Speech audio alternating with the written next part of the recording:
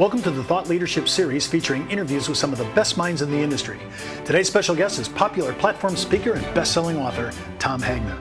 Hi everyone, I'm Steve Savant, syndicated financial columnist and talk show host. In this segment, we're going to be talking about lifetime income from SPIAs, DIAs, and annuity writers. We're going to touch on each product and how they can become a huge solution for lifetime income in retirement. All from Tom's book, Paychecks and Playchecks. Tom, let's talk about some product here. You know, we've had you on many times, very conceptual. We're talking about philosophical issues, planning strategies. Today we're going to talk about our wheelhouse. You know, basically we're talking about annuities. Now, a lot of time when I bring up single premium immediate annuities, the first gripe is we're in such a low interest rate environment, Steve. Why are you even bringing this product to the table? The returns are so bad. But in one of our other segments, we talked about how mortality credits can actually subsidize or support that, and that's why we're getting returns that seem to be unbelievable, even though our interest rate isn't that great. Talk about single premium immediate annuities, and where do you think they fit? Yeah, so the SPIA is the basic bread and butter product of retirement, and most retirees should have probably a SPIA, a lifetime income, in their portfolio. Now, Moshe Milevsky's done the most work, and he says, you know, because it's based on age mainly. Age 70 and above, the evidence is overwhelming. You should probably have a SPIA, lifetime income annuity. It'll pay you the highest payout rate. And as I said in the earlier segment, it's not an interest rate play, it's a mortality credit rate play. And these are the highest mortality credits you're going to see, because as people live longer, the mortality credits are going to get cut in all of these products, not just SPIAs, but DIAs and all the other annuities we're going to talk. So I believe it's a mortality credit rate play. It's not an interest rate play. So I would not be intimidated by the low interest rate environment. In fact, the payout rates on these SPIAs, and you saw some were 9, 10, 11, 12, 13, 14%, are very attractive. The older you are, the higher that payout rate. And again, you're making the distinction between a payout rate and the actual interest rate credited to the product. Right. People say, what's my interest rate? I have a couple ways of answering. I say, well, what do you want it to be? Because, see, the client sets the interest rate on a SPIA or a DIA. The insurance company does not. The insurance company sets the payout rate. The client sets the interest rate by how long they live. The longer they live, the higher the interest rate. I can't tell you what your interest rate is till you tell me when you're going to die. But the other thing I say is it doesn't matter. See, when people ask what is the interest rate, they're thinking it's an investment, and they're trying to compare it to some other investment. And a SPIA or a DIA is not really an investment. It's a guaranteed paycheck for the rest of your life. No other product can do that. Now, you and I, we always talk in acronyms. We talk about single premium immediate annuity, a SPIA. Right. Now, it's just recently in the last 2 to 3 years that we're really talking fluently about DIAs, deferred income annuities. Right. And now the government's jumped on the bandwagon by using QLACs, qualified longevity annuity contracts, and using DIAs exclusively. Yeah. Talk a little bit about a DIA, because that's new to a lot of our audience. So a deferred income annuity is like a SPIA, like a single premium immediate annuity, but you just don't start it right away. See, a single premium immediate annuity, you have to start within 12 months. This thing you can start within 40 years. You could defer it 40 years or more. And so I will tell you, 100% of my new purchases are going into deferred income annuity. So I bought some that'll start when I'm 60. I bought some that'll start when I'm 65. I bought some that'll start when I'm 70. I bought some that'll start when I'm 75. And the longer you wait and the younger you are, the higher your payout. So you're laddering deferred income annuities. Yeah. Yes, and I'm trying to buy, because my retirement, I figured this out, is all about income. It's not about assets. I don't care what my assets do. In retirement, it's all about income. So I'm trying to load up as much income as I can. And I do it with DIAs, and eventually when I get older, I'll buy SPIAs. Now, I've heard you talk about some writers that you really like. One of them, cost of living adjustment, or a COLA. How important is that, if you're going to use a SPIA or a DIA, to use a inflationary rider like a COLA? Yeah, so math and science supports the use of cost of living riders. You should get increasing income. Now, on some of my purchases I buy it, and some of my purchases I don't, and I'll tell you why. When you put on a COLA rider, what happens is your initial income is lower, and then it grows over time. Well, you know what? I want to have more income actually between 60 and 80. I don't necessarily want to have a bunch of income when I'm 110. I want to have income in my go-go years, and we'll talk about the go-go years in another session. But I want to have more income when I'm younger in retirement. That's me. Now, I want income for the rest of my life. I do have some inflation protection, so my income will rise over. I don't want to minimize that. But not 100% of my purchases go into inflation-protected SPIAs or DIAs, because I want some more income in younger in retirement. But that's just me. Now, I know a lot of people always, especially married couples, should I do this single or should I do a joint annuity, whether it's SPIA or DIA? Yeah. You're thinking. I think in most cases they should do joint, because you could even say one's healthy, one's not healthy. If you put it all on the healthy person, that person gets hit by a car, then the other one doesn't have anything. So for most married couples, I think joint is best unless there's an extenuating circumstance. Now, Tom, a lot of people are in love with lifetime income they can't outlive. Is there any real reason, though, to kind of look at sometimes period certains like 10 or 20 years? Yes, I've done that even in mine, where I bought some income just for a 15 or 20-year period between 60 and 80, because I'm trying to plus up my income so I can go travel and cruise and do all the things I want to do in retirement, and you typically do that young in retirement. Well, for more information on lifetime income and how these products can help you expand your practice, just click on the landing page address in the video description. We'll be right back with more from Tom Hagman. A solid web presence has never been more important to the success of your business. Introducing Agent Website Creator, provided by CreativeOne. Through Agent Website Creator, you can create your own personalized website and have it up and running easily with zero knowledge of programming. Choose from several designs with easy drag and drop customization. Get proven lead generation offers, professionally written articles, and helpful financial calculators. Plus, the ability to embed videos, integrate your social media, and more. Update your website anytime and show the world within minutes. The best part? It's hosted for free.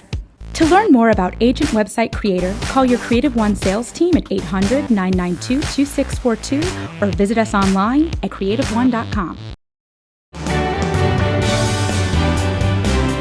In this segment, we're going to talk about lifetime income from SPIAs and DIAs and annuity riders, and we're going to address 4 basic sales ideas that you can use with these annuity products, and they're all from Tom's book, Paychecks and Playchecks.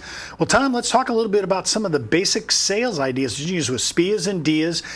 You could even use indexed contracts that have GOWB riders.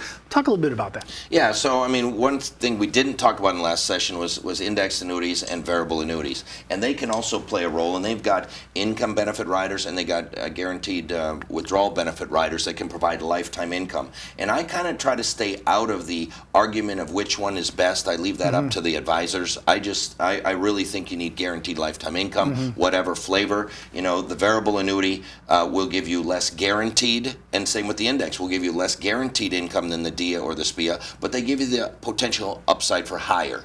Now, the indexed annuity is not in the market. It's an interest rate, but it's an interest rate credited based on how an index does. The VA can actually be in the market and go up and down with the market, and so it just depends on which is best for the client, and I leave that up to the advisor. Okay.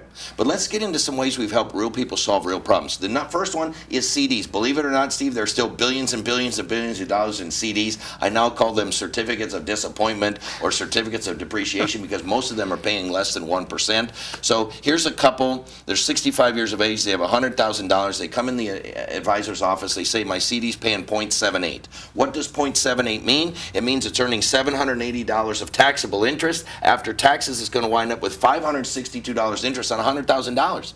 And the people say, we can't live on that. Can you help us? And the advisor says, well, what do you need that money for? They said, we need income. Well, CDs weren't made for income. That's what lifetime income annuities are made for. And they show them a joint life with cash refund. What does that mean? That means husband gets a check for the rest of his life. Wife gets the same check for the rest of her life. If they both die, the kids are protected. The money doesn't disappear. But look what that pays them. It pays them $5,000 a year instead of $500 a year.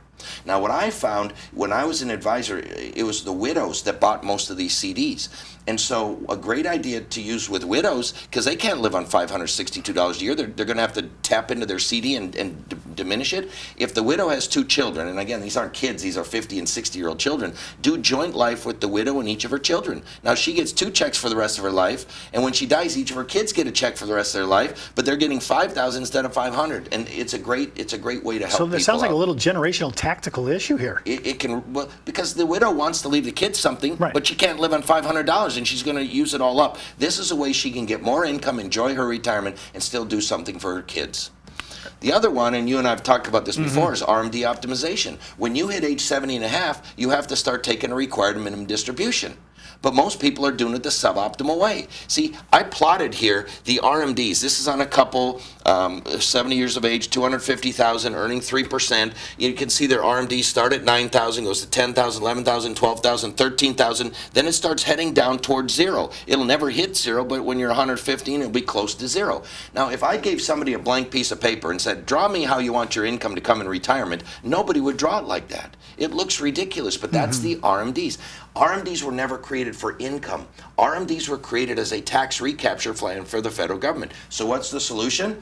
Take the IRA, put it into a joint life annuity. Again, you can put cash refund to protect the children if you want to, and look what that looks like. That's going to pay out more in the go-go years of retirement. It's going to pay out more even if you live to be a long age. And it's very consistent, reliable. You can predict it. You can plan on it. And I just think for most people, it makes much more sense to do something like this than to do the required minimum distributions.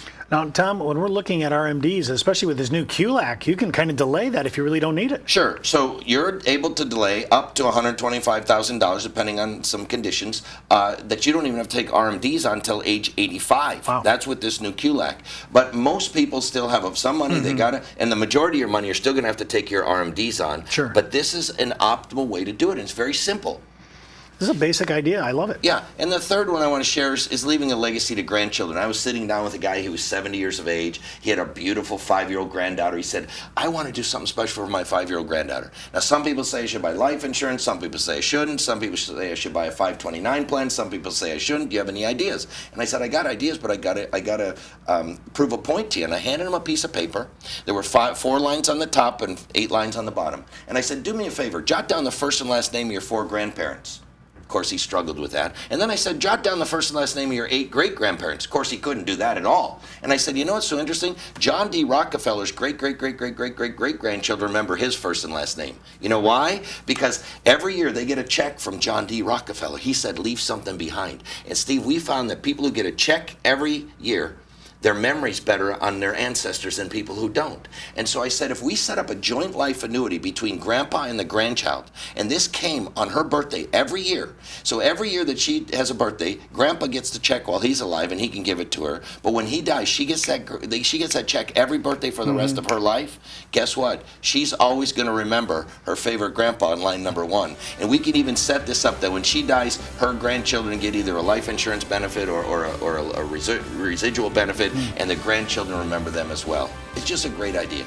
For more information on these retirement sales ideas and how they can help build out your business, just click on the landing page address in the video description. And for more information on our shows, seminars, and workshops, just follow us on social media or visit our website. I'm Steve Savant. We'll see you next time on the Thought Leadership Series. And remember, keep thinking outside the box.